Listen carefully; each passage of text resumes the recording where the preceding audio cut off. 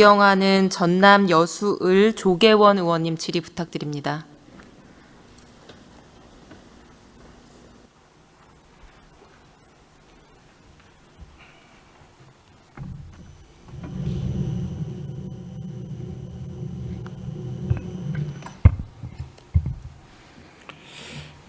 예, 전남 여수시을 문화체육관광위원회 소속 더불어민주당 조계원 국회의원입니다. 예, 주권자 국민들의 지혜와 용기로 우리는 지난 6개월 빛의 혁명으로 12.3 내란을 극복하고 이재명 국민 주권 정부를 탄생시켰습니다. 하지만 윤석열 정부의 민생 여명과 내란 6개월의 여파로 인해 지금 우리 국민들은 물가 상승과 경기 둔화로 인해 생활비 부담이 커지고 소비 여력도 줄어든 상황입니다. 이런 시기에 정부가 추진하는 민생회복 소비 쿠폰 지급 사업은 민생회복과 내수 진작으로 국민의 삶에 숨통을 틔우는 정책이라 생각합니다. 민생회복 소비 쿠폰은 전통시장, 골목 상권 등에서만 사용 가능해 서민 경제에 활력을 불어넣고 지역 경제를 살리고 국민의 삶을 지켜내는 마중물이 될 것입니다. 다만 민생회복 소비 쿠폰 사업을 적극 지지하면서도 몇 가지 우려되는 점이 있어 사업의 효율성 극대화를 위한 정책 제안을 하고자 합니다.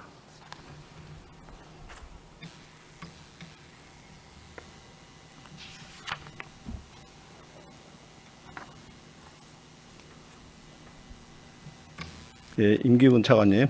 네. 예, 민생회복 소비 쿠폰 관련 질의를 좀 하겠습니다. 정부 계획에 따르면은 총 13.2조 원에서 국비 10.3조 원을 민생회복 소비 쿠폰에 예산으로 편성하셨죠. 네.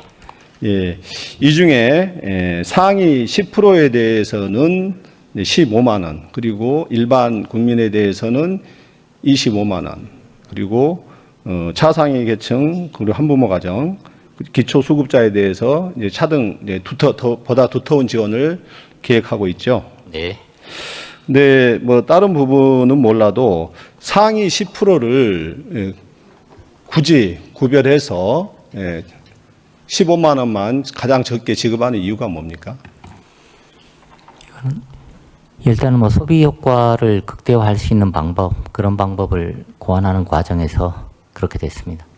소비 효과를 극대화하려면은 상위 10% 계층에 지갑을 더 열어야 되지 않겠습니까? 오히려 그분들을 차등 지급함으로써 그분들이 더 불만을 쌓고 지갑을 더 닫게 되지 않을까 우려되는데 차관님 생각은 어떻습니까? 예, 뭐 그런 측면도 있습니다만은 소득 수준에 맞게 맞춤형으로 뭐 지원하는 것도 다른 측면에서 보면 더 바람직한 측면이 있다, 이렇게 이해해 주시면 되겠습니다. 예, PPT 좀 띄워주세요. 예. 예, 제가 생각하기에는 오히려 상위 10% 국민도 대한민국 국민이고 이번 2차 추경에서 민생 회복 소비 쿠폰을 지급함에 있어서는 차등 없이 1차적으로는 모두 지급하는 게 맞다. 저는 그렇게 생각을 합니다. 그럴 때만이 선별의 절차 과정이 생략되고 보다 빠른 집행이 가능하다. 이렇게 보고 있고요. 금액상으로는 15만 원이 아니라 일반인과 동일한 25만 원을 지급하는 것이 맞지 않는가 이렇게 생각을 하는데 차관님 생각은 어떻습니까? 의원님 말씀하신 것처럼 동일 금액을 균등하게 지원하는 게 바람직하다, 이런 의견도 있지만은 또 반대편 측면에서는 아예 소득이 일정 부분 되시는 부분은 지급하지 않는 게 바람직하지 않나, 이런 의견도 있습니다. 이런 와중에서 소득 수준에 따라 맞춤형으로 지원하고 신속히 지원할 수 있는 방안을 찾는 게 두 마리 토끼를 잡는 길이었다고 저희는 판단했습니다.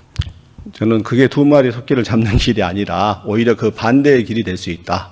그 대한민국 경제를 위해서 가장 많은 세금을 내고 기여하고 있는 계층이 오히려 소외받게 만들므로써 그들의 오히려 적극적인 소비를 제한하는 그 역기능이 초래될 수 있다. 이 점을 좀 감안하셔야 될 것 같다. 그렇게 생각하고요.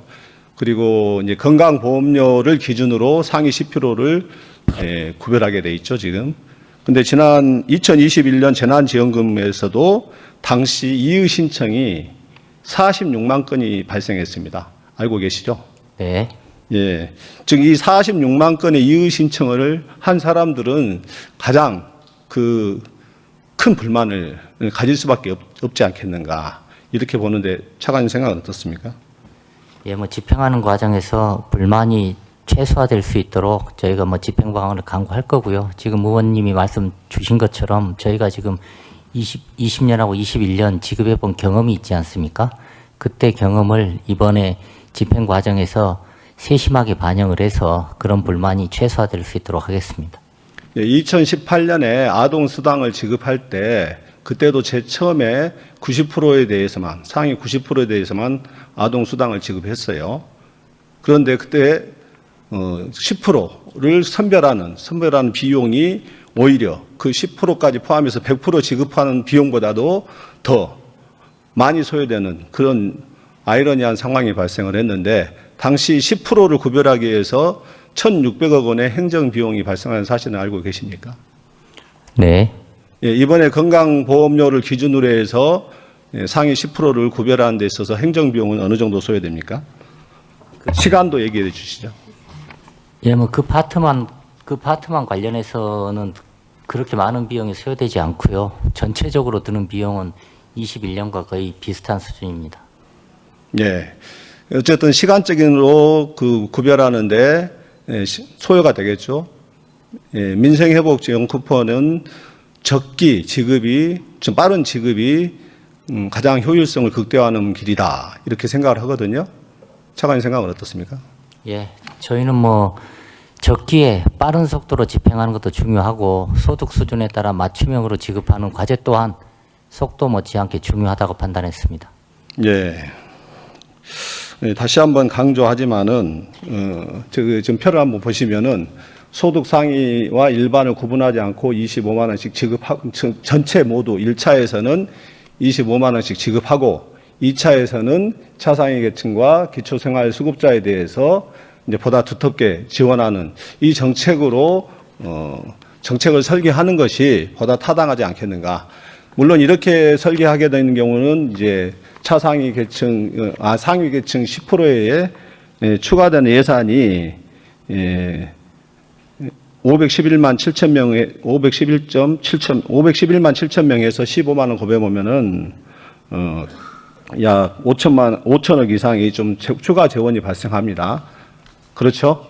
네, 그럴 겁니다. 예, 만약에 지 상태에서 예산에 추가 없이 설계를 하려면은 1차에서 전 국민 균등하게 23만 원씩 지급하게 되면은 행정 비용도 최소화하고 보다 빠른 시간 안에 지급이 가능하고 그 모든 국민이 만족하는 민생회복 지원 쿠폰이 되지 않을까 생각하는데 이거 검토해 보시겠습니까?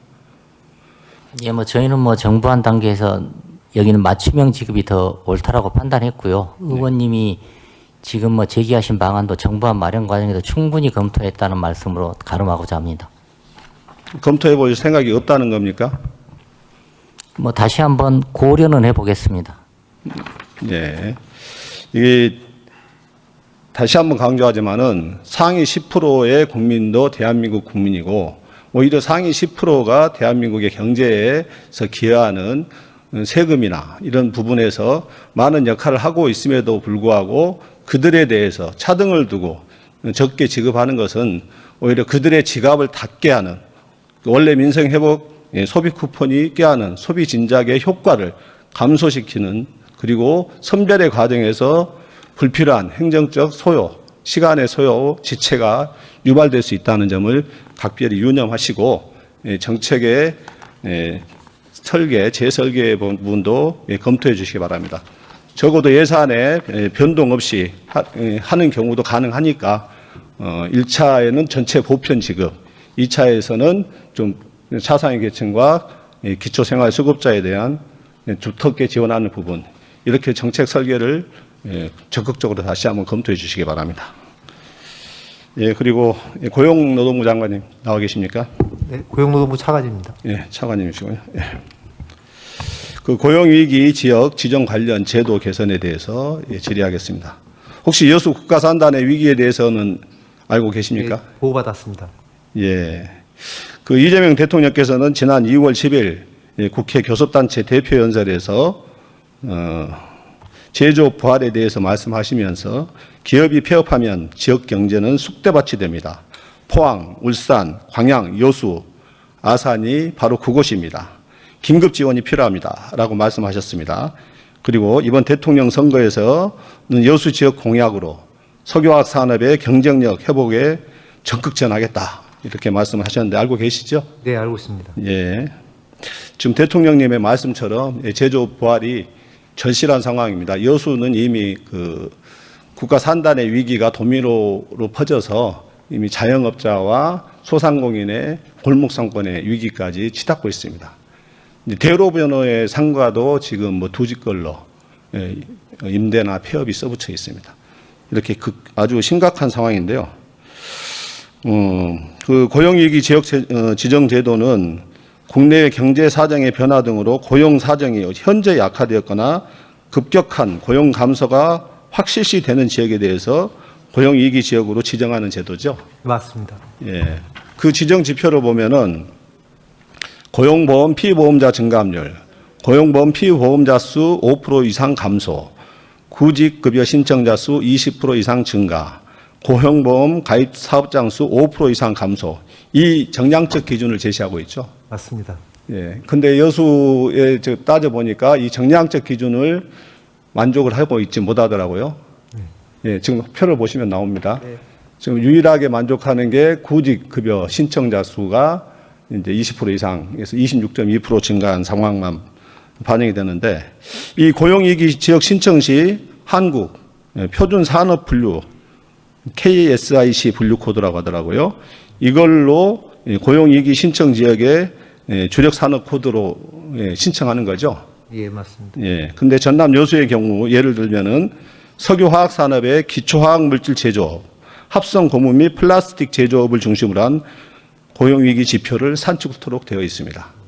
맞죠? 네, 맞습니다. 예. 근데 이 기준으로만 보면은 여수의 고용위기 상황을 제대로 파악할 수가 없습니다.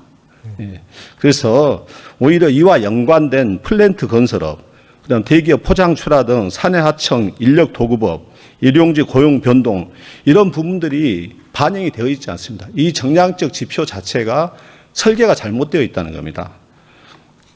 그래서 현실적으로 해당 지역의 주력 산업 중심에서 주력 산업을 포함한 연관 산업의 지표도 반영되도록 고용위기 대응 지역의 지정 제도의 개선 검토가 필요해 보이는데 차관님 생각은 어떻습니까?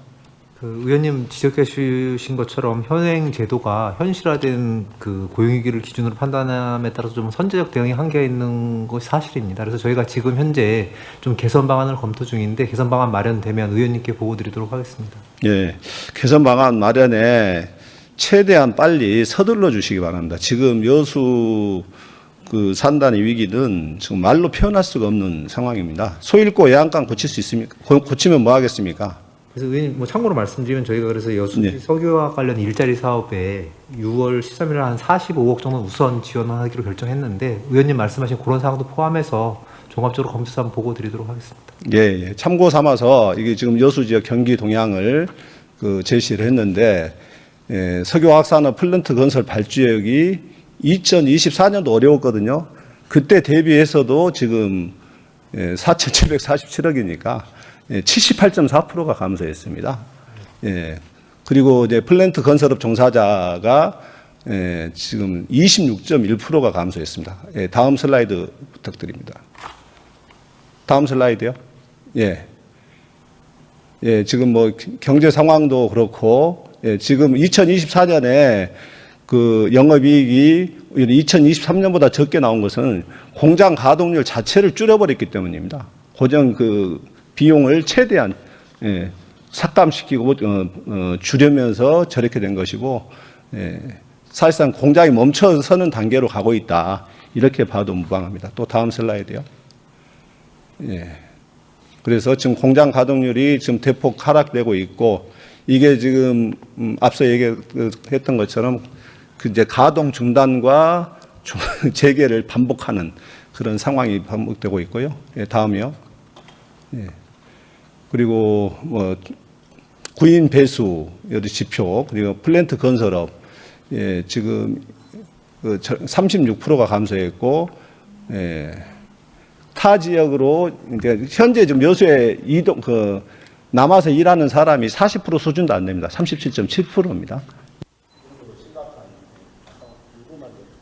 네. 마지막 슬라이드. 예, 인구도 보면은 지금 1년 사이에 4,469명이 예, 감소했습니다. 이거 지금 구례 인구가 한 2만 5천여 명 되니까 군 일단 인구의 5분의 1이 지금 감소했다는 건 상황이고 지금 이렇게 심각한 상황입니다. 그래서 그 지표를 다시 재검토해 주시고 여수를 좀 조속히 고용위기 지정 지역으로 해서 여수가 다시 좀 살아날 수 있도록 힘을 모아주시기 바랍니다. 예, 검토해서 보고 드리도록 하겠습니다. 예, 고맙습니다. 예.